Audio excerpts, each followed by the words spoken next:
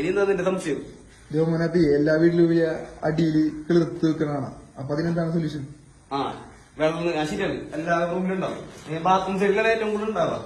നന്നായി സൊല്യൂഷൻ ചെയ്തിട്ടുണ്ട്. Water proof ചെയ്യുന്നത് 4 അടിക്ക് ഇവിടെ വാട്ടർ പ്രൂഫ് ഉണ്ട്. ഏതാണ് ചെയ്യണത്? നമ്മൾ വെർജന്റെ മെറ്റീരിയലാണ് എല്ലാം ചെയ്യുന്നത്. അതുകൊണ്ട് വെർജന്റെ തന്നെ ലാറ്റക്സ് ഷീഡ് 2K എന്നൊരു മെറ്റീരിയലാണ് ചെയ്യുന്നത്. നമ്മൾ 4-5 കൊല്ലമായിട്ട് ഇപ്പൊ യൂസ് ചെയ്യുന്നുണ്ട്. വേറെ കംപ്ലൈന്റ് ഒന്നുമില്ല. അപ്പൊ എല്ലായിടത്തും ഇങ്ങനെ ലീക്ക് വന്നിടത്തൊക്കെ ചെയ്തിട്ടും പിന്നെ ലീക്ക് വന്നതായിട്ട് നമുക്ക് അറിയില്ല. കാരണം നമ്മളെ വിളിച്ചിട്ടില്ല. ചെയ്തോടത്ത് നോക്കിയിട്ട് കുഴപ്പങ്ങളൊന്നുമില്ല. അപ്പൊ നമ്മൾ ഇതന്നെയാണ് ചെയ്യുന്നത്.